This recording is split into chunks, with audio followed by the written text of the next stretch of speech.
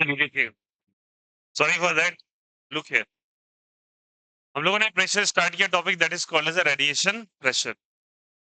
Previous class के अंदर हम लोगों ने पार्टिकल लेंथ ऑफ लाइट के बारे में पढ़ा था, जिसमें हम लोगों ने वेवलेंथ निकाला था। Wavelength is given by h by p। p is what? Momentum. Lambda is what? ठीक है, लैम्डा वेवलेंथ और p क्या है? मोमेंटम। ये एक और वेवलेंथ मैंने कहा था, एक साइंटिस्ट थे जिन्होंने डुअल नेचर का डिस्कवरी किया था लगभग, और प्रूव भी किया था, and that was what? De Broglie. क्या नाम था बोलो? De Broglie. ना लुक हियर, कि अगर हम ऐसा कंसीडर करते हैं, lambda is equal to h by क्या चीज? पी। ठीक है, रेडिएशन प्रेशर का मतलब क्या चीज है? मानो कि यहाँ पे एक स्टेशनरी सरफेस है। कैसा सरफेस है बोलो? Stationary surface. ठीक है, इसमें लाइट एनर्जी इस तरीके से रेडिएशंस फॉल डाउन होता है। Some kind of radiation let us suppose fall down on it, और उस लेमडा का वैल्यू वहां पे हम लोग लिख सकते हैं, that is H by P, और पी बराबर एच अपॉन लेमडा। मानते नहीं मानते? लिख सकते हैं। तो मान के चलो initially P is equal to h by lambda, right side जा रहा था। किधर जा रहा था? जब ये सरफेस से टकराता है तो ये लाइट एनर्जी है ना, तो बच्चा रिफ्लेक्ट भी करेगा। क्या करेगा? तो मान लीजिए P इनिशियल अगर इसका था एच बाय लेमडा, ये P इनिशियल निकाला आपने, तो P फाइनल अगर आप निकालेंगे, that comes to be minus h by lambda. बोलो हाँ या ना? तो बच्चा बता सकता है क्यों माइनस एच बाय लेमडा? क्योंकि मोमेंटम एक वेक्टर क्वांटिटी है, और वेक्टर ने अपना डायरेक्शन इनवर्ट ऑर्डर में कर लिया। बोलो हाँ या ना? Initially it was going in the rightward direction, टकराने के बाद। तो पहले एच बाय लेमडा अब कितना, तो चेंज किया ना, एच बाय लेमडा और क्या चीज? Minus h by. तो चेंज इन मोमेंटम क्या लिखेंगे बोलो? यहाँ से चेंज इन मोमेंटम क्या लिखेंगे बोलो? मोमेंटम हम लोग लिखेंगे P final minus P. What is P final minus P initial?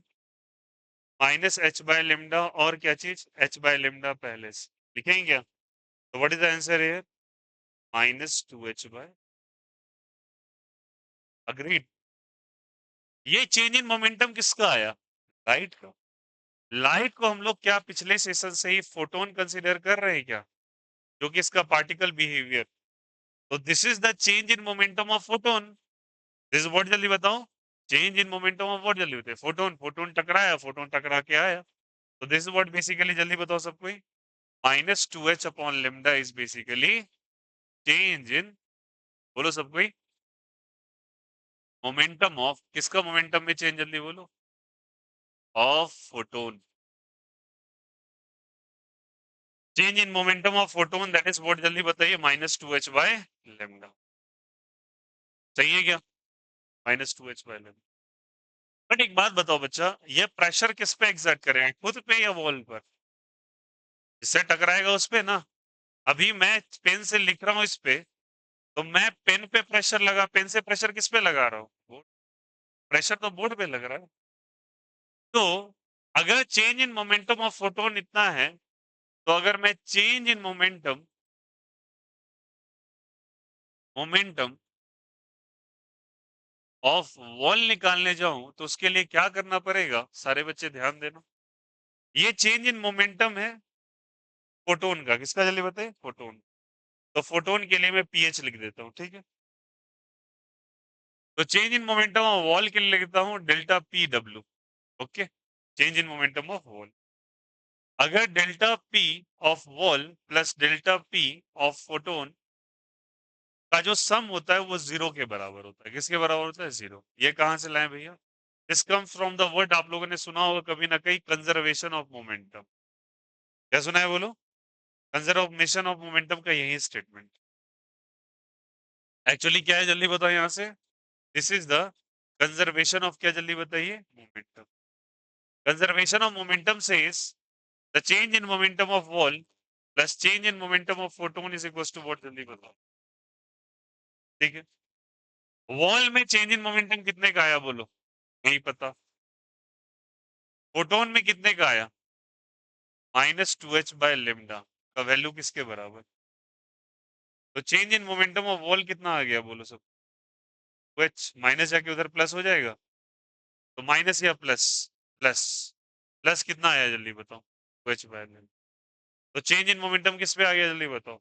Wall पर। किस पे आ गया बोलो? अग्री कर रहे हो सब कोई? अरे बोलो हाँ या ना। माइनस वाला रखा, उधर जाके प्लस हो गया।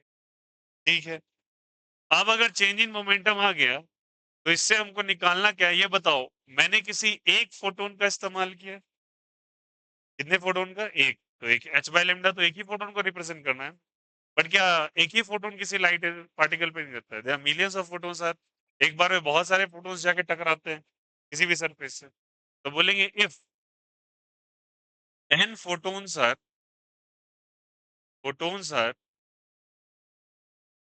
coinciding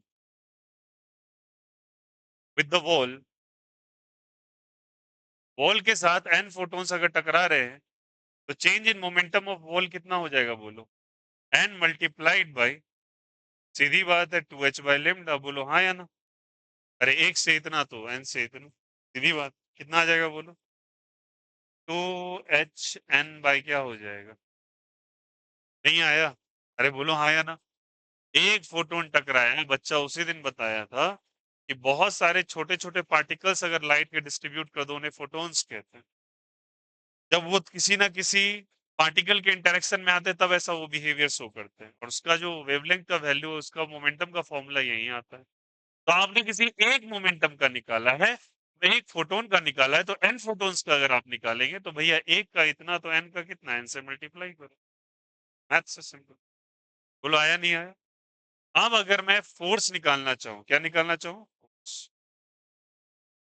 न्यूटन्स लॉ के अकॉर्डिंग फोर्स का फॉर्मूला होता है change in momentum of wall by area. बोलो हाँ या ना? नहीं, एरिया होता है क्या?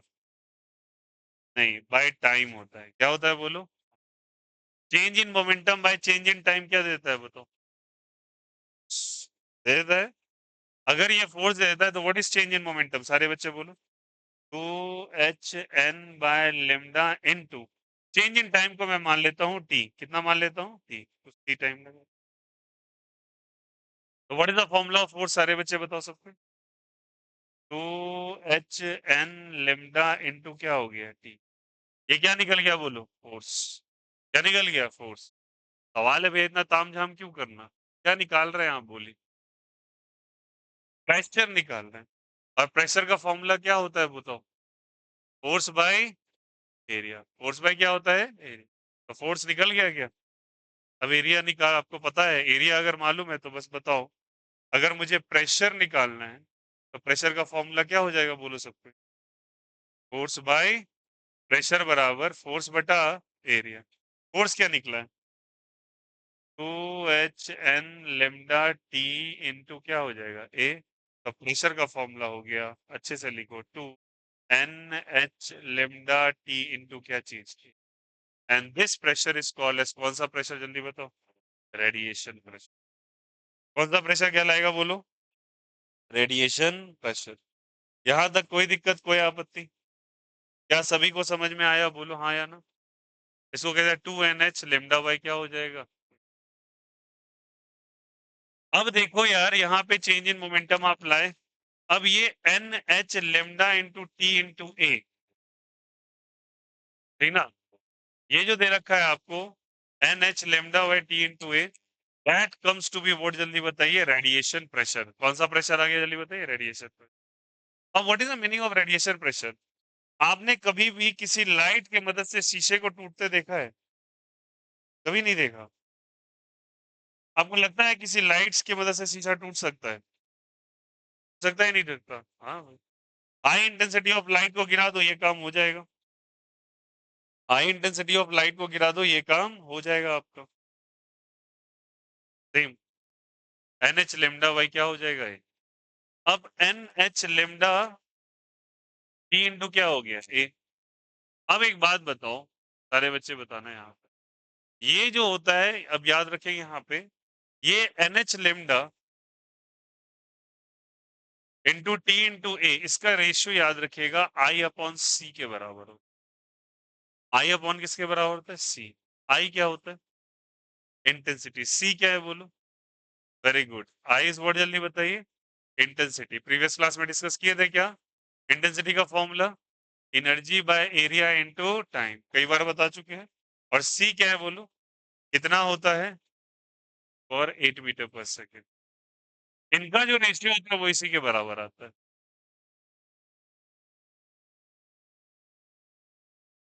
के बराबर होता है N H lambda into t into किसके बराबर? ये जो आता है that is basically called as, अब देखो कैसे आएगा, अब आप बिलीव नहीं करेंगे, मैं बिलीव कराता हूँ आपको। देखो यहाँ पे सारे बच्चे देखना, actually energy H by lambda जो होता है, बचाओ, एनर्जी को क्या लिख सकते हैं आप बोलो, फील करना, मैं बताता हूँ। इंटेंसिटी का फॉर्मूला है, तो मान के चलो एक की इंटेंसिटी इतनी, तो एन की इंटेंसिटी एन से मल्टीप्लाई कर दे क्या? तो इंटेंसिटी के लिए एन से भी तो मल्टीप्लाई कर सकते हैं ना, बोलो हाँ या ना? अरे एक का intensity energy upon area into time, तो एन फोटोन्स का कितना? N into n. सिंपल। अगर इंटेंसिटी का ये फॉर्मूला है, जिन्हें संतुष्टिकरण करना है कि ये कैसे आया, सुन लीजिए, ये है, बोलो हाँ या ना? एनर्जी का फॉर्मूला बताओ, प्लैंक्स क्वांटम थ्योरी के अनुसार एच न्यू होता है, तो लिखो एच न्यू। न्यू की जगह क्या लिखेंगे फिर से? सी बाय लेमडा लिखेंगे। न्यू की जगह क्या लिखेंगे? C by lambda. C by lambda, very good, c by lambda. I बराबर क्या लिखें? N H c by a into t into lambda, बोलो हाँ या ना? अब इसी को ट्रांसफर करो इधर, क्या आ जाएगा बोलो? आई बटा सी एन एच ए लेम टी इंटू लेमडा। मैं रफली बता दिया कैसे हुआ है, ताकि कोई बच्चा ये ना बोले कि आई बाई सी क्यों लिख दिया। अरे आया नहीं आया? बताओ ये किसके बराबर आया? देखो यही है ना, n h a into t into lambda किसके बराबर? I into c. तो ये आई इंटू सी के बराबर आया, तो प्रेशर का फॉर्मूला क्या हो गया बोलो? वो I by c. This is called as a radiation pressure. कौन सा प्रेशर कहलाता है बोलो? Radiation pressure. ठीक है। आई फॉर, सी फॉर, ये टर्म में भी चलेगा, और N H lambda into t into a में भी चलेगा। तो ये क्या होता है, जब कभी एक सर्टेन रेडिएशन को आप किसी सरफेस पे गिराते हो बच्चा, तो वहां पे वो रेडिएशन जाके एक certain amount of pressure exert करता है, और पॉसिबिलिटी है कि उस प्रेशर के कारण वो चीजें का अगर ड्यूरेबिलिटी अच्छा ना हो, उसका टेंसाइल स्ट्रेंथ मजबूत ना हो, काफी सिंपल शब्द में कहें कि वो मजबूत ना हो, तो उससे टकराने वाला लाइट हो सकता है उसको ब्रेक कर दे। क्या कर दे उसको?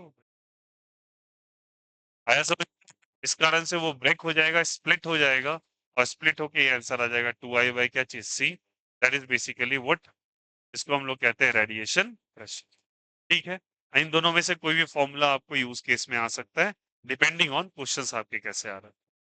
बट कहीं कहीं देखोगे इसको थोड़ा सा स्मार्ट वे से लिखा गया है। यहाँ तक क्लियर हो गया सभी को? अब इसको कहीं कहीं पे आप देखोगे दूसरे तरीके से इसको रिप्रेजेंट किया गया है कुछ किताबों के अंदर। अब बोलोगे क्या कि ये क्या चीज तरीका है? देखो यहाँ से कहीं कहीं पे इसको ऐसे करके लिखते हैं, समझना अच्छे से, ऐसे करके लिखेंगे, I by c into rho plus one, या फिर आई बाई सी, या फिर टू माइनस सिग्मा। अब ये क्या है भैया, समझाता हूं, अब सुन। ये रिफ्लेक्शन के टर्म में लिखा जाता है, किसके टर्म में लिखा जाता है? रिफ्लेक्शन। और ये लिखा जाता है एब्जॉर्प्शन के टर्म में।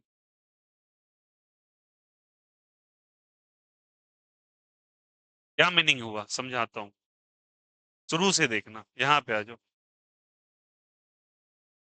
लाइट रेज आया, आने के बाद सरफेस पे टकराया, टकराने के बाद रिफ्लेक्ट हुआ। अब कहा जाता है कि जब कभी लाइट रेज किसी सरफेस से टकराता है, तो वहां पे तीन तरह के फिनोमेनन पॉसिबल है।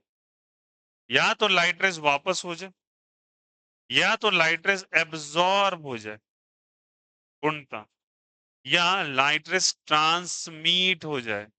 अब ये एब्जॉर्प्शन ट्रांसमिशन का क्या गेम है, समझाता हूं। लाइट रेज आया, इसके अंदर एब्जॉर्ब होके चिपक के रह गया, ना जा रहा है ना निकल रहा है उस पर, ठीक है, एब्जॉर्ब हो गया। ट्रांसमिट हो गया, आर पार चला गया। रिफ्लेक्ट हो गया, वापस आ गया। तो तीन चीजें होती है, क्या क्या होता है बोलो? या तो वो ट्रांसमिट करेगा, क्या करेगा बोलो? ट्रांसमिट, या फिर एब्जॉर्ब या फिर रिफ्लेक्ट। हम लोगों ने टोटली रिफ्लेक्शन ही मान लिया है। क्या मान लिया? Total reflection. इस कारण से ये रिजल्ट आ रहा है। और ये रो और सिग्मा क्या यहाँ पे काम कर रहा है? इसको कहते हैं रिफ्लेक्टेंस और इसको कहते हैं एब्जॉर्बटेंस। ठीक है, क्या कहते हैं इसको? रिफ्लेक्टेंस और एब्जॉर्बटेंस। ऐसा क्यों हुआ? सोचो, ये बात पॉसिबल है या नहीं है कि लाइट रेज अगर किसी सरफेस पे आए तो हो सकता है कुछ हिस्सा उस सरफेस के अंदर अटक के रह जाए, कुछ हिस्सा रिफ्लेक्ट हो जाए, कुछ हिस्सा ट्रांसमिट हो जाए। ऐसा भी तो सरफेस है। बोलो हाँ या ना? कि थोड़ा थोड़ा एब्जॉर्ब हो रहा है, थोड़ा रिफ्लेक्ट हो रहा है, थोड़ा ट्रांसमिट हो। कितना हिस्सा ट्रांसमिट हो रहा है, कितना एब्जॉर्ब हो रहा है, कितना रिफ्लेक्ट हो रहा है, उन सब का एक वैल्यू आता है। लेकिन हमने क्या माना था बताओ? पहले मैंने ये ब्लू वाली लाइन बनाई थी क्या? नहीं, मैंने डायरेक्टली बोला पूरी तरीके से ये ट्रांसमिट रिफ्लेक्ट हो रहा है। तब रिजल्ट आपका आ गया 2i/c। तो कैसे आ गया भैया? चलो समझाते हैं। i/c रिजल्ट देख रहे हो तुम? क्या रिजल्ट देख रहे हो? i/c। i/c अगर रिजल्ट देख रहे हो तो यहां से देखना सब कोई, लास्ट में ये लिखोगे सब। तो 2i/c देख रहे हो तो i/c दिया हुआ है आपको, तो रो का वैल्यू 1 के बराबर हो जाता है। अब जब रो का वैल्यू 1 के बराबर हो जाता है मतलब तुम्हारा रिफ्लेक्टेंस 100% है। इसको कहते हैं रिफ्लेक्टेंस। क्या कहते हैं इसको? रिफ्लेक्टेंस। अच्छे से समझिएगा। रो मतलब तुम्हारा 100% है। 100% का मतलब तुम्हारा रिफ्लेक्टेंस 100% है। मतलब ना तो लाइट एब्जॉर्ब हो रही है, ना तो ट्रांसमिट हो रही है, केवल और केवल रिफ्लेक्ट हो रही है। और अगर 100% है तो 100% को आप क्या लिखेंगे बोलिए? 100/100। 100/100 का वैल्यू कितना होता है? 1 आएगा। अब चलिए वहां पे क्या वैल्यू है बोलिए? i/c। बोलो बोलो सब कोई। i/c रो प्लस 1, और रो की जगह कितना लिखे हैं? 1। और पहले से कितना है? 1। 1 + 1 2i/c। आया रिजल्ट? आया रिजल्ट? इस कारण से 100% रिफ्लेक्शन के कारण रिजल्ट कितना आ रहा है? 2i/c। समझ में आया? Again one of the most important topic, बहुत बार आता है, रेडिएशन प्रेशर कहते हैं इसको। ठीक है, क्या सभी को समझ में आया? रेकॉर्ड कर देंगे, समझ गए? समझ गए ना? चलो कर लेना, लास्ट में कॉपी कर लेना ये दोनों, लास्ट वाला रिजल्ट। ये वाला कॉपी लिखने के बाद वो लास्ट कॉपी कर लेना। चलो कॉपी कर लो।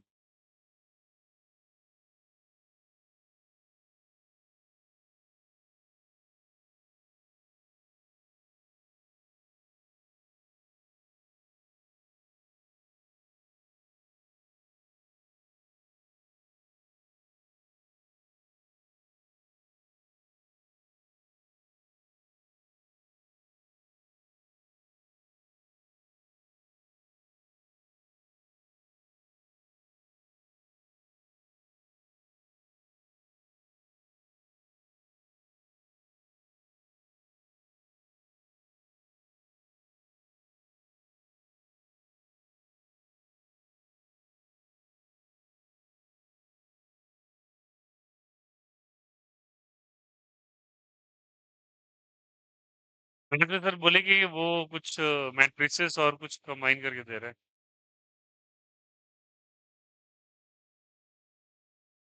नहीं।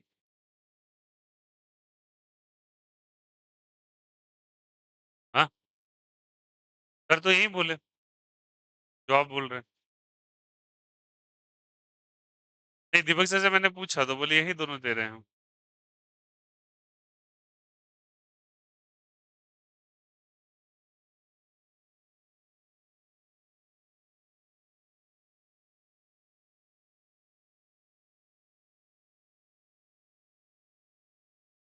घर पे जाके वापस इन सबको रिवाइज सुना कीजिए और वापस से रिवाइज कीजिए। That will far better for you. एक बार सुन लोगे वापस से मॉडर्न फिजिक्स, पूरा ग्रिप में आ जाएगा, और इससे क्वेश्चन बहुत ज्यादा आते हैं।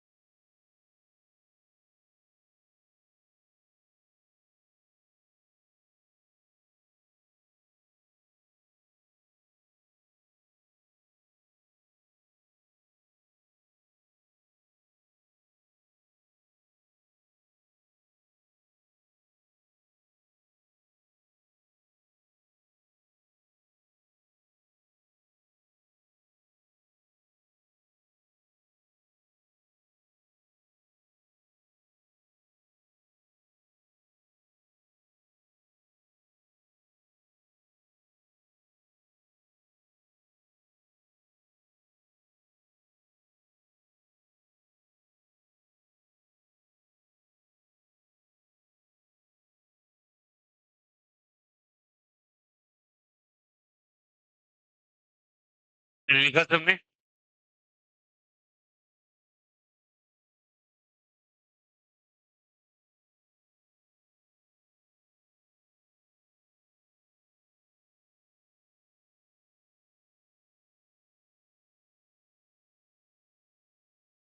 बताएं?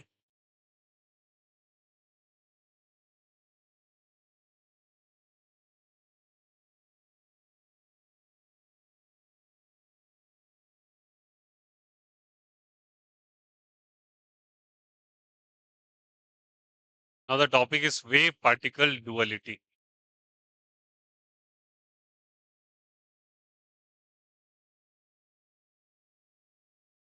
या फिर इसे हम लोग मैटर वेव्स भी कहेंगे।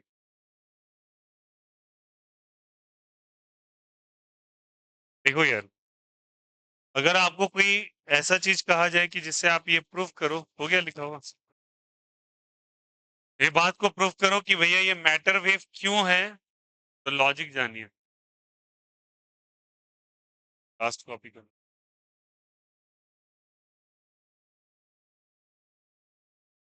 अगर कोई कहता है कि लाइट के अंदर वेव नेचर है, तो कोई ऐसा फेनोमेनन है जिससे ये प्रूव कर सको कि वेव नेचर है? फेनोमेनन मतलब कोई चीज ऐसा आप देख सकते हो आसपास अपने, जिससे ये प्रूव करो कि उसके अंदर वेव नेचर है? बोला हाँ। कुछ ऐसे फेनोमेनन होते हैं जिसका नाम होता है इंटरफेरेंस। बहुत डिटेल से पढ़ेंगे वेव ऑप्टिक्स के अंदर, लाइट में बताऊंगा ये, ठीक है। एक और फेनोमेनन आएगा डिफ्रैक्शन, वही पढ़ेंगे। बहुत डिटेल टॉपिक है ये लोग, खुद बहुत ज्यादा 1 से 2 क्लास लेगा इंटरफेरेंस पढ़ाना। और इसके बाद एक टॉपिक आएगा that is called as a polarisation. ये सब पढ़ना है आपको, टेंशन ना लें। कहाँ पढ़ना है? वेव ऑप्टिक्स में, जहाँ पे वेव नेचर का डिस्कशन, ठीक है। Second one is the particle behaviour. Particle behaviour 2-3 चीज से दिया गया है। आप लोगों ने क्लास 11th में सुना होगा एक term that is called as a black body radiation, सुना है क्या? सिंपल बता देता हूँ, ब्लैक बॉडी रेडिएशन, आपने कभी कालिक लगा देखा है? वो जो दिया के जलने से कालिक जो लग जाता, that is actually a perfectly black body. उनके रेडिएशंस को ब्लैक बॉडी रेडिएशन कहा जाता है। वैसे वो कुछ ज्यादा रेडिएट नहीं करते। एक परफेक्ट ब्लैक बॉडी उन्हें कहा जाता है जिसका रेडिएशन बिल्कुल भी जीरो हो, जिसके पास सारी लाइट एनर्जी को एब्जॉर्ब करने की कैपेसिटी हो। तो ये ब्लैक बॉडी रेडिएशन नाम का एक टॉपिक है। उसके अंदर आपको बताया जाता है कि वो पार्टिकल बिहेवियर का कौन। एक और इफेक्ट के बारे में पढ़ेंगे that is called as Compton effect.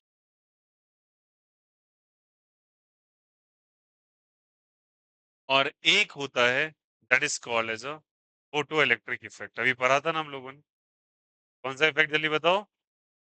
ये सारा का सारा हम लोगों ने इक्वेशंस भी लिखे, तो ये कौन से नेचर के अंदर आता है? तो लिखा है वे पार्टिकल डुअलिटी। डुअलिटी का मतलब उसके अंदर दो बिहेवियर है, पार्टिकल बिहेवियर भी है और कौन सा बिहेवियर है? वेव भी है। अब सबसे पहले उसके नीचे मैंने टर्म लिखा है मैटर वेव्स। मैटर वेव, अब डिटेल से देखो, डिस्कस करेंगे कि वेवलेंथ को आप किस तरीके से डिस्कस कर सकते हो और क्या क्या एक्सपेक्ट में आपके सवाल आ सकते हैं। चलो एक चीज को गौर से देखिएगा, समझने की कोशिश कीजिएगा, ठीक ना। देखो भाई, लेमडा बराबर, आपने सबने शुरू से अभी पढ़ रहे हैं हम लोग कई बार, इसको डी ब्रॉगलीज वेवलेंथ है। अच्छा,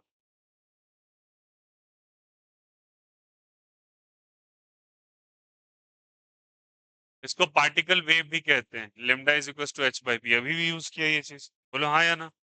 डी ब्रॉगली ने ही दिया था, बट ये तो डी ब्रॉगली ने पार्टिकल बिहेवियर के लिए दिया था, ठीक है। फिर एक साइंटिस्ट आए थे, मैंने जैसे बताया भी था आपको डे 1 पे, उनका नाम था डेविसन एंड जर्मर। क्या नाम था बोलो? Davisson and Germer. वो क्या करते हैं, इसी फॉर्मूला का इस्तेमाल करके वेव नेचर को प्रूफ करते हैं। क्या चीज को प्रूफ करते हैं बोलो? वेव नेचर को एक्सपेरिमेंटली प्रूफ करते हैं। और जो चीज एक्सपेरिमेंटली प्रूव हो गया by using the formula, but वो कौन सा नेचर प्रूव किया? Wave nature. और इन्होंने किसके बारे में डिस्कशन किया था? पार्टिकल नेचर को। तो बताओ इनका एक फॉर्मूला क्या universally particle nature as well as wave nature को इंडिकेट कर रहा है? इसका यूज करके वेव नेचर भी प्रूव हो गया और इसका यूज करके पार्टिकल नेचर तो पहले से इन्होंने दे दिया था। तो बताओ इसी फॉर्मूला से साइमल्टेनियसली दोनों आंसर आ रहा है। इस कारण से इन्होंने वेव पार्टिकल के डुअलिटी बिहेवियर को प्रूव किया और इस कारण से डी ब्रॉगली को नोबेल प्राइज भी मिला। ये बात ज्यादा दूर नहीं है, 1923 में लगभग ये चीज आया समझ में, लगभग 100 साल पहले आया समझ में। और ये बात इन्होंने प्रूव कर दिया, इन्होंने चर्चा किया था पार्टिकल नेचर का ही, बट डी ब्रॉगली ने ये प्रूव कर दिया कि इनका जो फॉर्मूला है वो वेव नेचर को ही प्रूव कर रहा है। आगे चल के जब डेविसन जर्मर पढ़ेंगे हम लोग तो उस एक्सपेरिमेंट के अंदर इस फॉर्मूला का इस्तेमाल करेंगे। ठीक है, चलिए समझते हैं। मतलब ये हुआ था कि इनके फॉर्मूला की मदद से जो वेवलेंथ का आंसर आ रहा था किसी भी इलेक्ट्रॉन के मूवमेंट का, वो वेव नेचर की भी वेवलेंथ को दे रहा था। अब ये बात डिस्कशन जब वेव डेविसन एंड जर्मर करेंगे, अभी कंफ्यूज होंगे आप, वहां पे डिस्कस करेंगे ऐसा क्यों है। पर याद रखिएगा इनके फॉर्मूला की मदद से दोनों नेचर को एक साथ साइमल्टेनियसली प्रूव किया जा सकता है। ठीक है, चलिए इस बात को थोड़ा देखते हैं। ये सब कुछ फेनोमेनन है जो इंडिकेट कर रहे हैं कि इसके अंदर वेव नेचर और पार्टिकल नेचर दोनों है। अब सुनना क्या था, लिम्डा का क्या फॉर्मूला है, जल्दी बोलो सब कोई। लिम्डा बराबर क्या है बोलो, h/p। आपको ऐसे करके लिखा रहेगा। और क्लासिकल पार्टिकल्स, अब बोलोगे व्हाट इज क्लासिकल पार्टिकल, हम कैसे समझे हुए हैं? जब मॉडर्न फिजिक्स समझेंगे ऐसे क्लासिकल वर्ड्स वगैरह लिखे मिलेंगे आपको बुक के अंदर, एनसीईआरटी ने भी यूज किया। When does the term classical comes? whenever the speed of particle is much smaller in compared to the speed of light। एक ऐसा पार्टिकल, एक ऐसा मैटर जिसका स्पीड स्पीड ऑफ लाइट से बहुत छोटा है, उसको कैसे पार्टिकल में कैटेगराइज किया गया है? classical। जैसे हम और आप हैं, क्या हमारे साथ डी ब्रॉगली वेव चलती है? हाँ चलती है, बट हमारे डी ब्रॉगली वेव इतनी ज्यादा एग्जिस्टेंस में नहीं होती।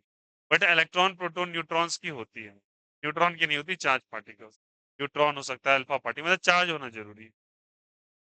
तो इन्होंने कहा था, अच्छा डी ब्रॉगली ने सारे के सारे मैटर के ऊपर ये बातें कही हैं, थोड़ी ना है कि हमारे आपके लिए नहीं है, बट इतना कम है कि वो एग्जिस्टेंस में ही नहीं आता। वो ज्यादातर किसमें देखा गया है? ऐसे पार्टिकल्स के अंदर जिसका स्पीड बहुत ज्यादा हो और जिसका मास बहुत कम हो। हमारा उल्टा है, मास बहुत ज्यादा है और स्पीड बहुत। ऐसे पार्टिकल को हम लोग कौन सा पार्टिकल कहते हैं? क्लासिकल। उसी के लिए फॉर्मूला इन्होंने डाला actually, lambda is equal to क्या, जल्दी बताओ, h/p।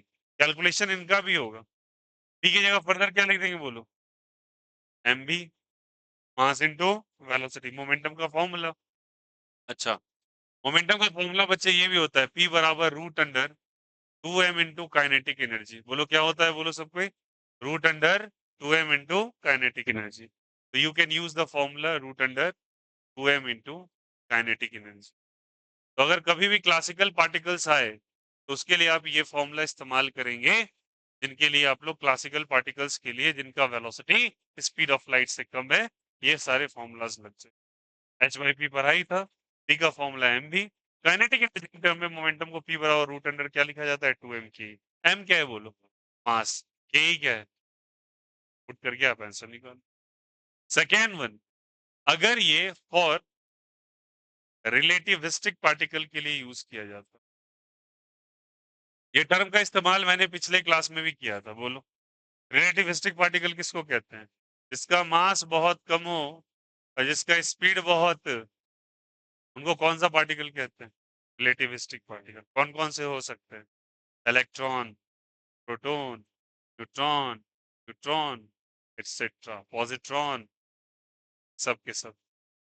न्यूट्रॉन नहीं, न्यूट्रॉन नहीं, न्यूट्रॉन चले, अल्फा पार्टिकल चल जाएगा। बोलो यार यस और नो, जिसके पास चार्ज हो वही पार्टिकल्स हो सकते।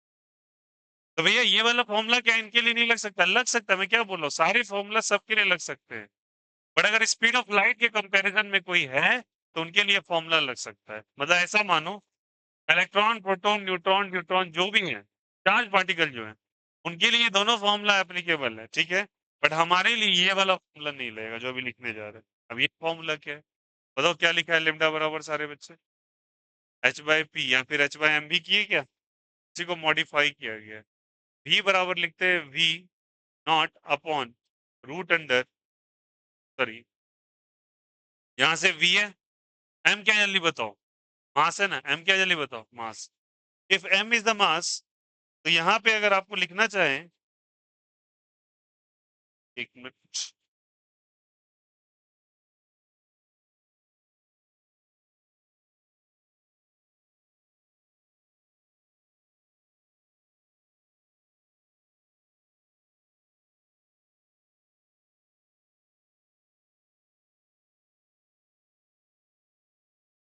ठीक है।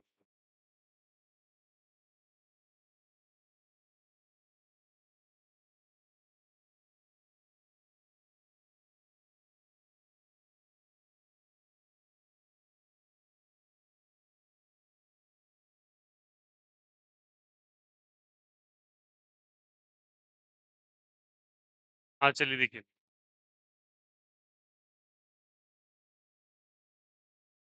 देखिए इनके लिए क्या केस है, जिनका मास बहुत कम हो और जिसका वेलोसिटी काफी क्या हो ज्यादा।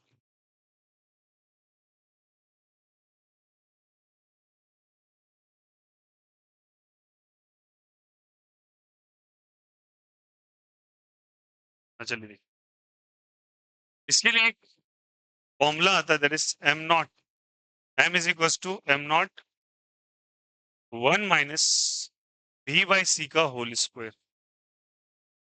अब ये m नॉट क्या है, रिलेटिविस्टिक पार्टिकल्स का मास बदल सकता है, क्या हमारा मास चेंज होगा क्या, हमारा आपका मास चेंज होगा नहीं, इनका तो मास चेंज हो सकता है। जब इसका स्पीड लगभग स्पीड ऑफ लाइट के बराबर हो, तब ये फॉर्मूला आ जाता है, ठीक है। और एम नॉट क्या है, मैंने बताया था एक टर्म, रेस्ट मास, कौन सा मास जल्दी बताइए, जब ये स्थिर है और इसकी स्पीड अगर स्पीड ऑफ लाइट के आसपास है तो इसका मास बदलने लगता है। तो एम की जगह आप क्या लिखेंगे, आप बोलो लेमडा बराबर H by M not by क्या लिखेंगे बताए यहाँ से, 1 - v बाई सी का होल स्क्वायर इंटू वी, बोलो हाँ या ना, ये पूरा टर्म ऊपर चला जाएगा, तो क्या बन जाएगा फॉर्मूला बोलो, h into root under 1 - v by c का होल स्क्वायर बाई क्या लिखेंगे, एम नॉट इंटू वी, बोलो हाँ या ना। Here comes the value of किसका जल्दी बताइए, वेवलेंथ। कौन से पार्टिकल का जल्दी बताइए, रिलेटिविस्टिक पार्टिकल। और रिलेटिविस्टिक पार्टिकल कौन होते हैं, जिनका मास कम होता है और वेलोसिटी, और वेलोसिटी लगभग किसके बराबर, स्पीड ऑफ लाइट के बराबर। तो ये सारे के सारे ऐसे पार्टिकल्स जिसका मास बहुत कम, उनके लिए एप्लीकेबल है। तो यहाँ मास का फॉर्मूला लिखेंगे, m is equal to m not by root under v by c का होल स्क्वायर, और इस तरीके से फॉर्मूला यूज करके आप लोग लिखें, कोई दिक्कत कोई बात नहीं, इजी सब कुछ। अब चलिए नेक्स्ट वन, थर्ड। अगर मैं इसी पार्टिकल को, अगर मैं कहता if charge particle look here release in electric field, कौन से फील्ड में जल्दी बताइए, फील्ड, इलेक्ट्रिक फील्ड में रिलीज कर दिया, तो बताओ इलेक्ट्रिक फील्ड में अगर रिलीज कर दिया, मान लेते हैं यू का वैल्यू 0 है, यू मतलब इनिशियली क्या चीज में रखा है जल्दी बताओ, इनिशियली रेस्ट में रखा है, इनिशियली क्या चीज में रखा है rest।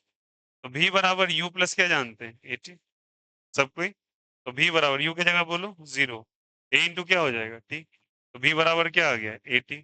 अब याद करो, फोर्स बराबर एक फॉर्मूला था इलेक्ट्रिक फील्ड में, q इंटू ई, q क्या था चार्ज, e क्या था फोर्स का फॉर्मूला, मास इंटू एक्सेलरेशन लिख सकते हैं, is equal to q into क्या हो जाएगा e, a का वैल्यू क्या हो जाएगा क्यू ई बाय एम, आ जाएगा, a की जगह लिख दो q इंटू ई बाई क्या हो जाएगा m इंटू टी, आ गया वेलोसिटी। तो बताओ यहाँ से मोमेंटम लिम्डा का फॉर्मूला क्या हो जाएगा, h बाई क्या होता है m into v, m into क्या होता है v, अरे निकाला था ना, v का वैल्यू कितना निकाला है आपने,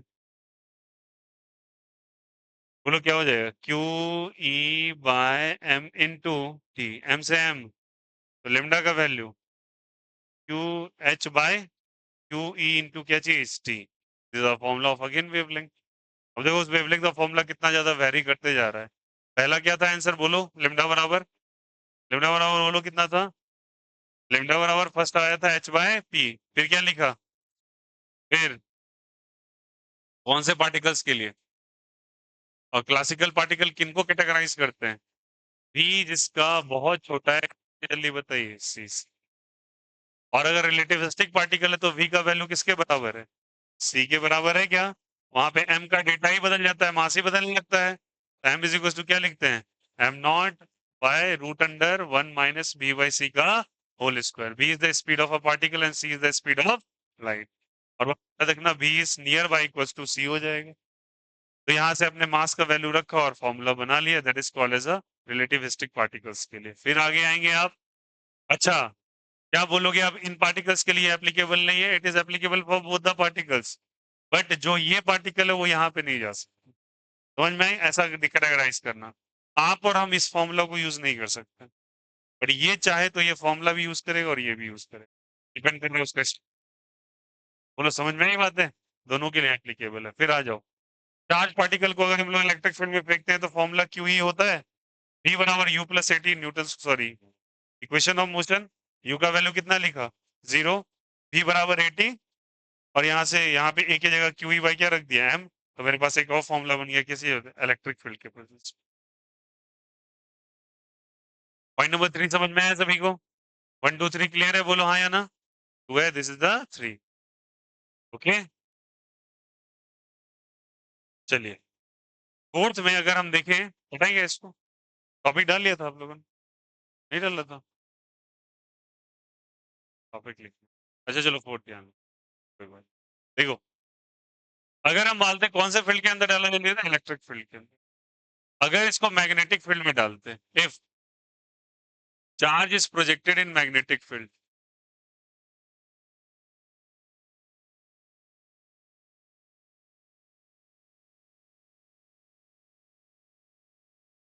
अगर मैग्नेटिक फील्ड में फेंका तो मैग्नेटिक फील्ड याद करो, वहां भी एक फॉर्मूला पर है हम लोग। आप भूल गए होगे, चलो याद दिलाते हैं। F is equal to Q v b, याद आया? क्यू क्या था बोलो? चार्ज। भी क्या था? वेलोसिटी था। याद आ रहा है? वेलोसिटी था। और ये एक सर्कुलर पाथ बनाता था। कैसा पाथ बनाता था? याद है? The release of charge in the transverse magnetic field. मैंने एक बताया था, वो डेविएट करके बाहर निकल जाएगा, फिर सर्कुलेट करके वापस रिटर्न आ जाएगा। एक ट्रैजेक्टोरी करवाया है आपको, ठीक ना? तो वहां पे बताइए फोर्स का फॉर्मूला क्या लिखे थे आप, बोलिए। अगर वो सर्कुलर है भैया तो सेंट्रीपिटल फोर्स इज पक्का m b square by are is equal to क्या हो जाएगा? Q v b. क्या क्या कैंसिल होगा बोलो सब कोई? एक वेलोसिटी से एक वेलोसिटी कैंसिल आउट। क्या लिखेंगे बोलो? M V by are is equal to Q V. बोलो हाँ या ना। तो आर बराबर क्या हो जाएगा? एम वी बाय रेडियस बराबर एम वी बाय क्या हो जाएगा? क्यू वी आएगा। तो भी बराबर क्या आ जाएगा बोलो सब कोई? नहीं, भी का वैल्यू निकालो डायरेक्ट। भी का वैल्यू कितना हो जाएगा? Q B R. बोलो हाँ या ना। बाय क्या हो जाएगा? M. Q B R by क्या हो जाएगा? एम। किसका वैल्यू निकला? वी का निकला। फिर से बोलो, लेमडा का वैल्यू क्या होता है? एच बाय एम बी, और भी का वैल्यू कितना निकला है? क्यू बी आर बटा एम। निकला है? एम से एम क्या आ जाएगा बोलो? H by Q B R. बोलो आया नहीं आया? किसके टर्म में आ गया बोलो? मैग्नेटिक फील्ड के टर्म में आ गया। और ये किसके टर्म में था? ये कौन से पार्टिकल का? Relativistic particle. रिलेटिविस्टिक किनको कहते हैं? इनका मास कम और वेलोसिटी काफी ज्यादा। और कितना ज्यादा? स्पीड ऑफ लाइट के आसपास। और ये वाला वेलोसिटी का डेटा काफी ज्यादा smaller in compare to speed of light, तो उनके लिए अप्लाई कर सकते हैं। क्लियर है? सारे केस बोलो हाँ है ना। देखो lambda is equal to h by v पे कितनी सारी बातें डिस्कस्ड है ना। अभी और भी एक बचा हुआ है सिनेरियो, सारे केस देखो।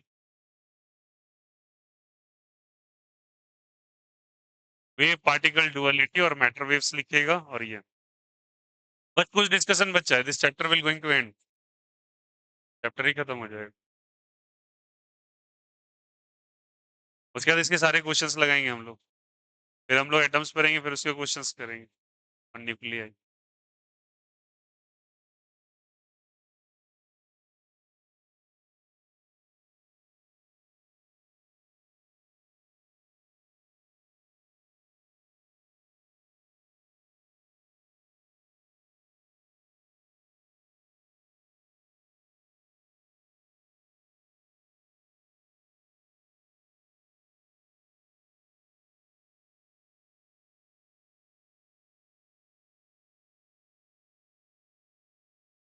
ये रहे कॉन्सेप्ट सभी को? कोई दिक्कत भाई? कहीं पे अगर कोई दिक्कत हो प्लीज इसमें पूछेंगे, ऐसे नहीं कि स्टक करके चल जाएंगे। और घर पे जाके वापस से दोबारा इनको सुनो। पिछले क्लास में होमवर्क नहीं डिस्कस हुआ था ना? कहाँ तक दिया था? 85? इसी में क्वेश्चन एसी से ही सेट, एसी दिया है ना आपको टेस्ट में भी? एसी और ईएम भाई, ईएम वेव्स दिए हैं। हाँ। ज्यादा क्वेश्चन एसी से ही याद रखिएगा।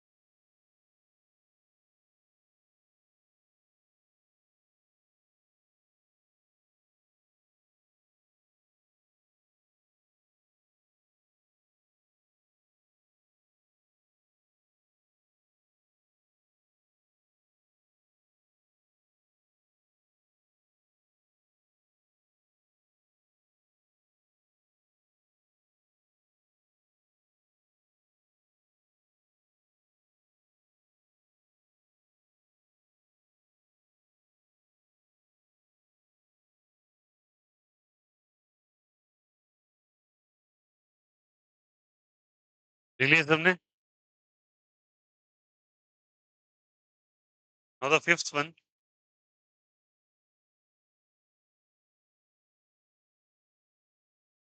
लिखिएगा। When a charged particle, when a charged particle is accelerated, when a charged particle is accelerated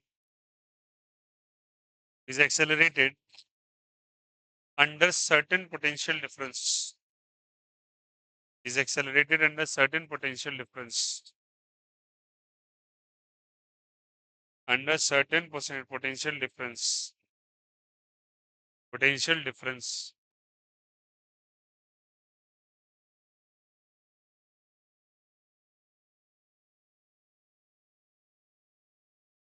ठीक है?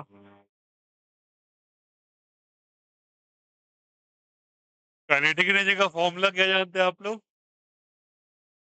Of mv square, but in the terms of potential difference it is given by charge into change in potential difference, q into delta v. Delta v is the change in potential difference, a change in potential, sorry for that. और change in potential को हम लोग potential difference भी कहते हैं। तो kinetic energy is given by q into delta v, ठीक है? तो लेमडा बराबर क्या होता है बोलो? h by root under 2m के, और के का वैल्यू कितना है बोलो? के का कितना है बोलो यहाँ से? 2 into delta V. h by क्या आ गया? रूट अंडर बोलो सबको ही 2m, के की जगह क्या लिखेंगे? 2 इंटू डेल्टा वी। लेमडा का वैल्यू आ गया आपको h by root under 2m into delta.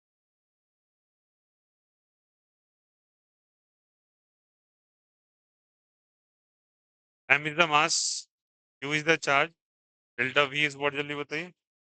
Change in potential. Is also the formula, the potential difference के अंदर रखो। बट इसकी एक खासियत है, नीचे वाला हो गया सभी का, इलेक्ट्रिक फील्ड हो गया। तो इसके अंदर कुछ सब केसेस हैं, फील करना बात को। जैसे कि मैं सोचता हूं कि इलेक्ट्रॉन के लिए मैं ये चीज को लिखूं।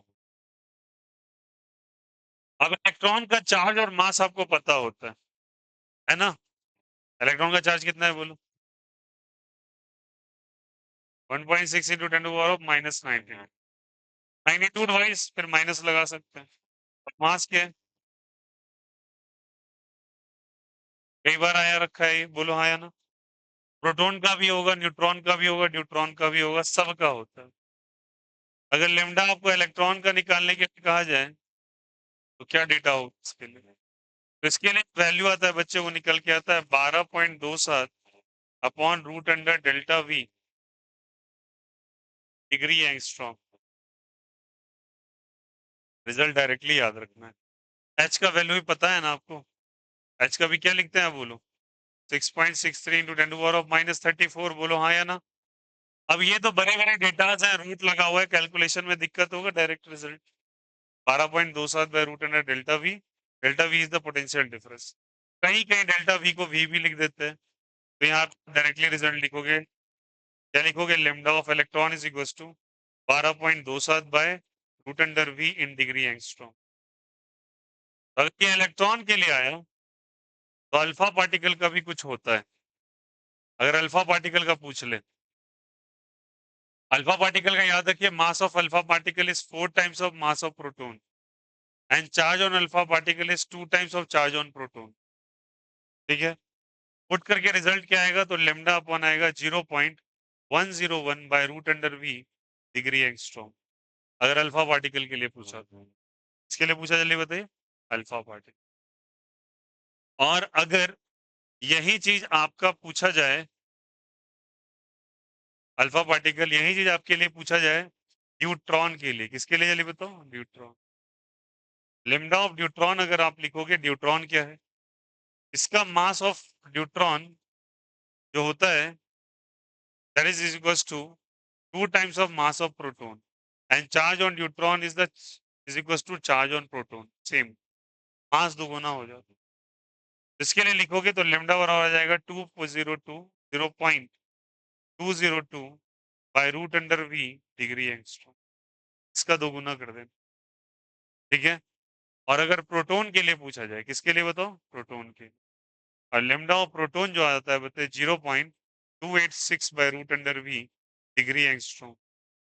एनसीईआरटी पलटिएगा, बस ये रिजल्ट दिया हुआ है, बट मैंने आपको साइड वाइज ये भी करवाया ताकि डायरेक्ट अगर आंसर आए तो आप पुट करके नहीं। बट ध्यान रखिएगा इन सब में भी क्या है बोलो, भी स्पीड है क्या, भी क्या है जल्दी बताइए, चेंज इन भी एक्चुअली ना चेंज पोटेंशियल, ना कि क्या है बोलो सब कोई, is not a speed, is word जल्दी बताइए यहाँ से, चेंज इन पोटेंशियल।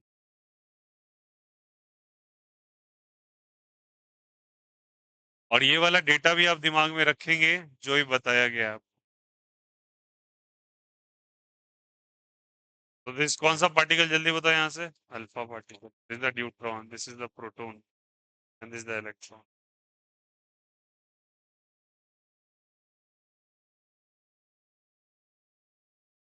ओके, समझ में आया सबको? अच्छा, एक डिस्कशन और, इन द टर्म्स ऑफ अगर टेम्परेचर दे दे, किसके टर्म में दे दे, टेम्परेचर,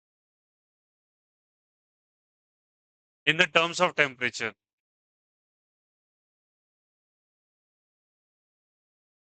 ये किसके टर्म में था, इन टर्म्स ऑफ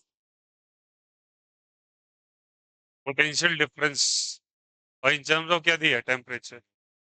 अब जूनियर सेक्शन में अगर आप जाओगे थोड़ा, तो काइनेटिक एनर्जी का एक kinetic KTG, kinetic theory of gases में एक फॉर्मूला है, मिलाते मैं आपको फॉर्मूला ही पंच करवाऊंगा, फॉर्मूला से ही आंसर आ जाता है। काइनेटिक का रिजल्ट दिया वहां पे 3/2 kV × T, क्या दे रखा है बोलो, 3/2 kV × T। अब kV क्या है भैया, kV is called as a Boltzmann constant, kV is called Boltzmann constant। कौन सा चलिए बताइए, बोल्ट्जमैन कांस्टेंट, ये डेटा दिया रहता है, कभी आपको दे देगा this is the Boltzmann constant, calculate the value of lambda. तो पहले से आप प्रिपेयर रहो कैसे निकालना। तो द लेमडा ऑफ, लेमडा अगर पता करना है तो क्या हो जाएगा, इसका वैल्यू आ जाएगा h by root under 2m के ही जानते हैं हम लोग, बोलो हाँ या ना। और के का वैल्यू कितने के बराबर है बोलो, 3/2 kVt। यहाँ से लिखोगे 2m इंटू 3/2 kV × T, 2 से 2 क्या हो गया, कैंसिल आउट। तो लेमडा का डेटा कितना आएगा बोलो, h by root under 3 m kV × T। T stands for temperature, H for Planck's constant, m is the mass, T is the temperature, kV is the Boltzmann constant। अगर आ जाए तो गलती मत कीजिएगा, सवाल इसलिए मैंने कैटेगरिकली करके आपको लिखाया है। और इन केस कभी कभी दिमाग घूमा तो आगे में एक चैप्टर आने वाला है आपका एटम्स, क्या आने वाला है, atoms। जिनको आता है वेल एंड गुड, नहीं आता है तो सुनिए, वहां पे काइनेटिक एनर्जी का एक डिस्कशन है। और काइनेटिक एनर्जी का अगर दे रखा है फॉर, ऐसे लिखेंगे for nth shell of H plus, अभी एक्साइटेशन केसेस है, आपको बस फॉर्मूला पंच करना है। तो काइनेटिक एनर्जी का फॉर्मूला वहां चलता है 13.6 बाई एन स्क्वायर, क्या चलता है बोलो सब कोई, 13.6 बाई क्या चीज, N square. N is the number of cell, N is the number of cell, तो सिंपल एंड इजी। तो काइनेटिक एनर्जी का फॉर्म, सॉरी, तो किसका, लेमडा का फॉर्मूला क्या आ जाएगा बोलो यहाँ से, h by root under 2m into 13.6 by क्या हो जाएगा, N square. Root under N square का रूट एन हो जाएगा, एन किधर चला जाएगा ऊपर, एन इंटू एच। 13.6 इंटू 2 करोगे 30.2 आएगा, इंटू एम आ जाएगा। Again the formula of lambda comes to be N H by root under 27.2 into M. अब ये सारा रिजल्ट आपके पास वेवलेंथ का लिखा हुआ है, जितने तमाम पेपर पूछे हुए हैं उनमें से इनमें से एक भी ऐसा कंसेप्ट नहीं है जिसके बियॉन्ड गया, एक भी नहीं। इन्हीं में से फॉर्मूला घुमाता रहता है बार बार, मैग्नेटिक फील्ड में डाल देगा, कहीं मैग्नेटिक फील्ड में डाल देगा, कहीं पोटेंशियल बदल देगा, ठीक है। एनसीईआरटी अगर देखोगे तो 0.2 अंडर की होता है। इसी को चीख चिल्ला के लोग शॉर्टकट कहते रहते हैं, बट देखिए शॉर्टकट्स और भी हैं। कर क्या रहे हैं पता है आपको, मास of proton mass of neutron सब नोन है, सबको पुट करके कोई ना कोई रिजल्ट आएगा ही ना, सबको कैलकुलेटर से पहले बना के रख लो, ताकि वहां पे अगर आपको अल्फा पार्टिकल आ जाए तो डायरेक्ट आप पुट करो alpha particle is equal to 0.001, यहाँ पे भी का वैल्यू दिया हुआ है, पुट करके निकालो, दूसरे से टाइम बचा लो। Is the concept is clear and crystal clear, सभी को समझ में आया कैसे क्या है? ठीक है, this is all about the wavelength of matter wave. इतना भी मैंने फॉर्मूला लिखा ही है, कोई दिक्कत? अच्छा, यहाँ तक बातें समझ में आ गई, ये हो गया ऊपर वाला मैटर वेव्स। अब सुनिएगा सब कोई, यहाँ तक हम लोगों ने लिखा। अब वहां पे एक चीज में छोटा सा भूल गया था पिछले सेशंस में, इंटेंसिटी जब पढ़ा रहे थे, क्या पढ़ा रहे बताओ? इंटेंसिटी।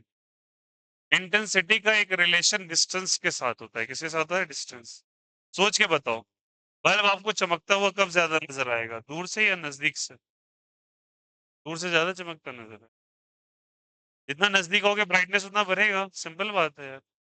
तो इंटेंसिटी का इनवर्सली प्रोपोर्शनल का रिलेशन होता है डी स्क्वायर से। D stands for the distance, D is what, जल्दी बताइए? डिस्टेंस। बट सुन लेना, ये फॉर पॉइंट सोर्स एप्लीकेबल है। कौन से सोर्स के लिए? Point source. पॉइंट सोर्स किनको कहते हैं? जो छोटे छोटे बल्ब्स होते हैं। लाइक ऐसा मानिए कि जो गोलाकार शेप का कोई ऐसा सोर्स है, लेकिन अगर कोई लाइन सोर्स है, मतलब ट्यूबलाइट्स टाइप का है, तो उसकी इंटेंसिटी का रिलेशन जो होता है वो भी इनवर्स का ही होता है, but inversely proportional to D होता है फॉर लाइन सोर्स। अब ये भी पूछा गया आपके पेपर्स के अंदर, बोर्ड्स के पेपर के अंदर, डिस्टेंस और इसका रिलेशन। क्या सभी को समझ में आया? This all about the wavelength जो आपको डिस्कस करना है, including the miscellaneous and the in text of NCERT, सारा एक ही जगह पड़ सकता है। कॉपी कीजिए आंसर।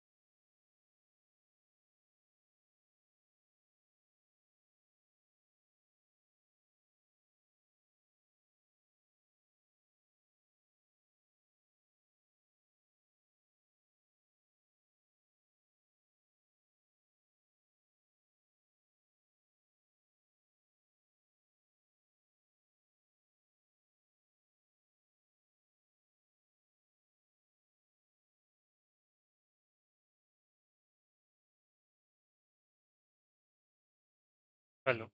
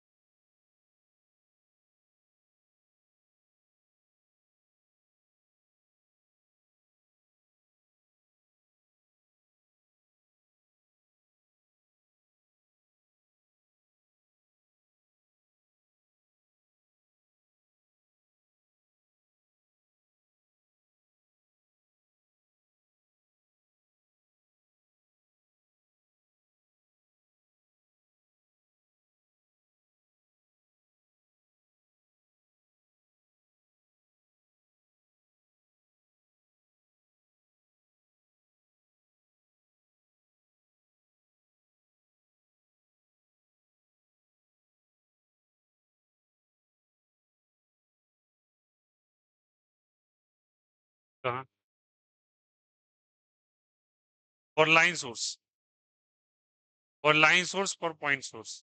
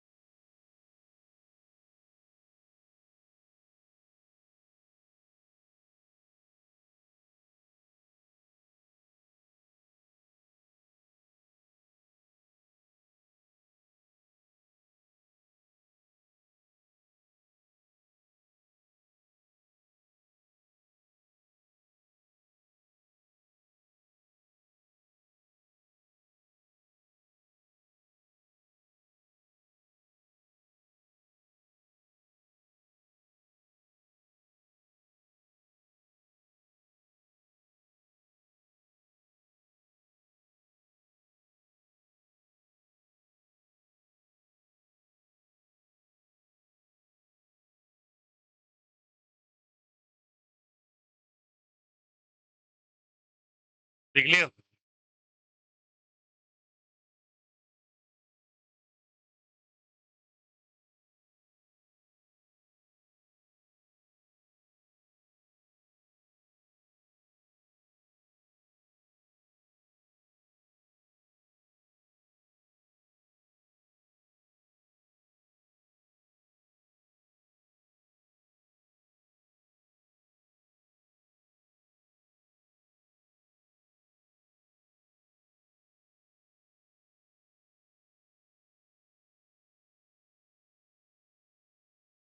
क्लियर है सभी को? चलिए डाउट बताइएगा प्रीवियस क्वेश्चन। पंडित जी ले आओ तो।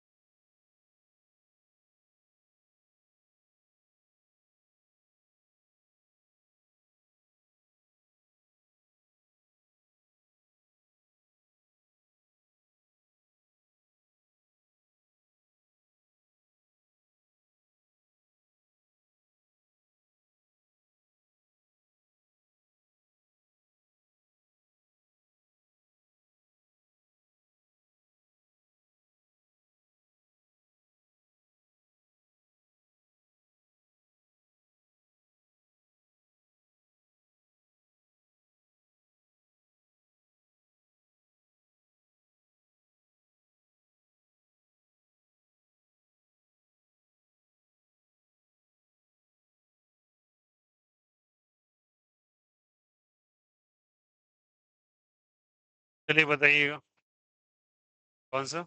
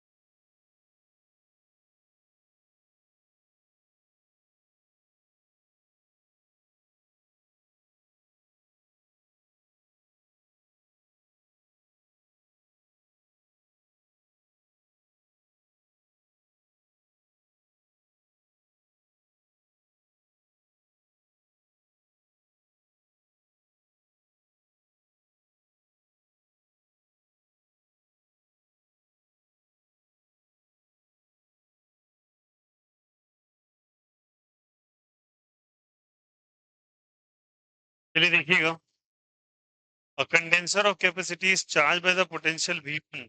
The plates of the condenser are then connected to an ideal inductor of I. The current through the inductor when the potential difference across the condenser reduces to V2. Okay. देखो यार, question number कौन सा पूछे?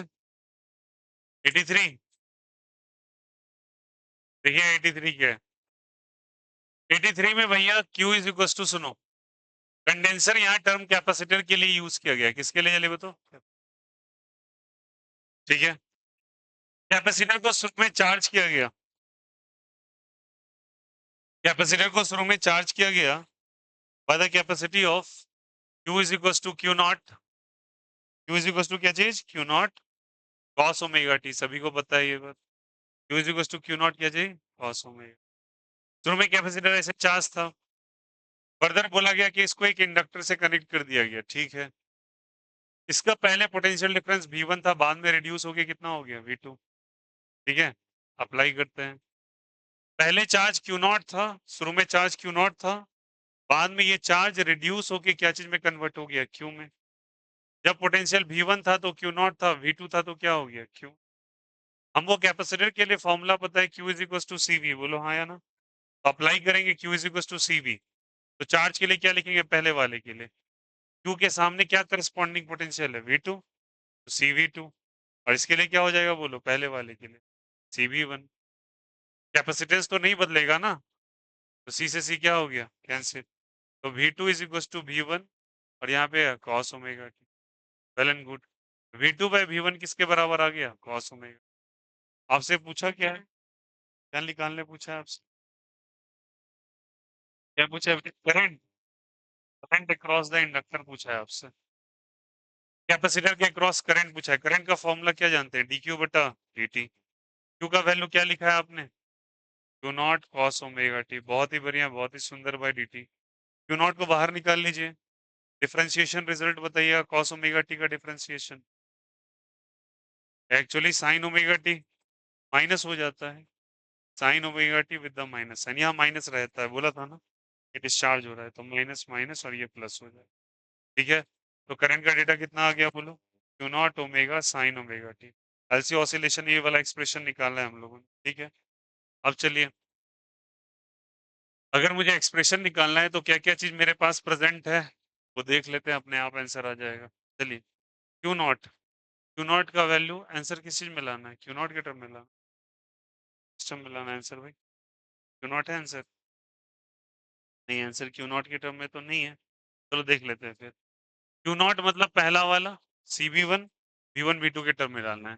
तो current का value data है बच्चा, current पर आया है, कितना है बोलो? Q nought omega sine omega T, sine आया है। क्यू नॉट की जगह क्या लिखेंगे बोलो? क्यू नॉट की जगह लिखेंगे CV1, लिखो CV1। ओमेगा का value root under one by क्या हो जाएगा? LC हो जाएगा।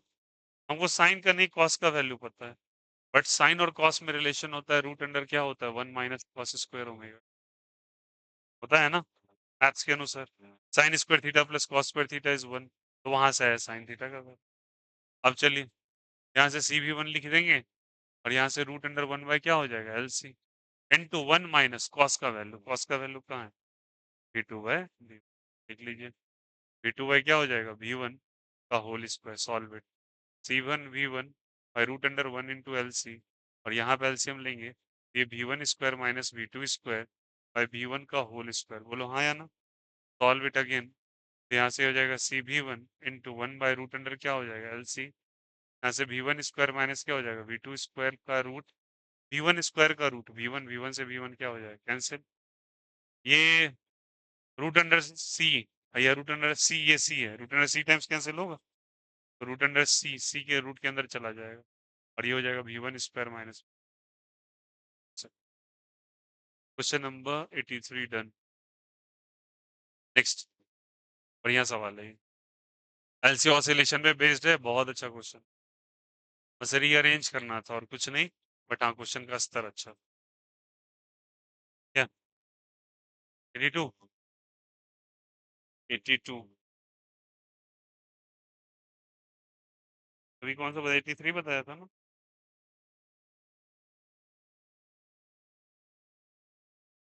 82 पूछा है बच्चों। The LC oscillation has 20 millihenry inductor and the 50 microfarad capacitor. With the initial charge of 10 millicoulomb, the resistance of the inductor is negligible. Resistance of the circuit is negligible. Sorry for that. Let the instant at instant the current is closed. Let the at which instant at which the circuit will be closed, t is equals to 0. ठीक है. At what time the energy stored is completely magnetic. Completely magnetic, completely electric कुछ बताया था, याद है? बोलिए. आपसे किसका डेटा पूछा? एट व्हाट टाइम, नहीं नहीं क्या पूछा, क्या कर रहा हूँ यार, 82 पूछे हो ना यार, 80 पढ़ रहे हैं. 1.5 microfarad is charge to 60 volt, ठीक है. A charging is disconnected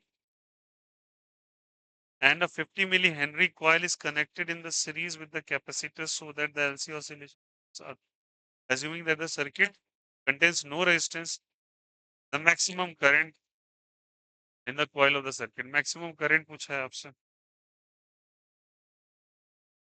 current का फॉर्मूला क्या होता है, सॉरी चार्ज का फॉर्मूला क्या होता है, Q is equal to Q nought cos omega T. Current का भी बताया था, D Q by D T minus sine के साथ. तो क्या हो जाएगा बोलिए. यहाँ पे करोगे Q not into omega sine omega T. Maximum current आपसे पूछा, ओमेगा का वैल्यू 1/√अंडर LC पूछेंगे आप, इंटू साइन ओमेगा टी. अब ये साइन ओमेगा टी जो है मैक्सिमम कब होगा बोलिए, what is the value. 90 degree पे कितना आता है, 90 डिग्री पे कितना आता है बोलिए, 1 आता है क्या, 90 डिग्री पे कितना आता है 1. अब आपको शायद 82 में सब कुछ दे ही रखा है बच्चा, कैपेसिटेंस दिया हुआ है, ये दिया हुआ है, चार्ज गिवन है क्या, charge is given in the question, नहीं. चार्ज निकाल सकते हैं हम लोग.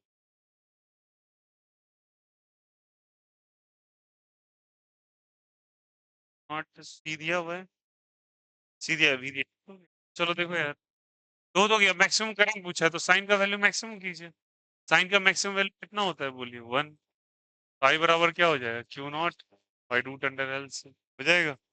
अब क्यू नॉट का वैल्यू मैक्सिमम कैसे निकालें, क्यू का वैल्यू होता है बच्चे c into v, I is equal to c into v root under L C. देखिए सब कुछ गिवन है सवाल में, सी दे रखा है, वी दिया हुआ है, एल दिया हुआ है, सी दिया उठा के रखा. आया समझ में, क्वेश्चन नंबर 82 डन. नेक्स्ट 82 हो गया, 83 हो गया, नेक्स्ट बोलिए. आपको 85 दिया था ना, कहाँ तक दिया था भाई, 96 तक दिया था, 95 तक, 93 तक, जो भी, हाँ बोलो कोई डाउट इसमें से. LC oscillation please one of the most important topic भैया, इससे सवाल आते हैं, हल्के मत लीजिएगा. मैं आपको क्या बोल रहा हूँ, प्रेशराइज मत लो, रादर आप 10-5 क्वेश्चन डेली करो, आपका हैबिट बन जाएगा, आप डिसिप्लिन रहोगे, अच्छा होता चला जाएगा. हो गया, कोई डाउट है. ट्रांसफॉर्मर्स के बाद एक टॉपिक बचा है, ट्रांसफॉर्मर के सारे क्वेश्चन निपटा देना 100 तक, जितने बच्चे हुए ट्रांसफॉर्मर के 100 तक कर लेना, ठीक है. ट्रांसफॉर्मर इजी टॉपिक है, ट्रांसफॉर्मर अप टू 100 सारा कर लोगे. अभी भी डाउट है कुछ पूछ लो. ट्रांसफॉर्मर अप टू 100 जितना बचा हुआ है क्वेश्चन सब आप 100 तक लगा लेंगे. Okay, till 100 you have to solve the questions, all the questions. कोई भी डाउट होगा, नहीं होगा, एफिशिएंसी का फॉर्मूला पूछे.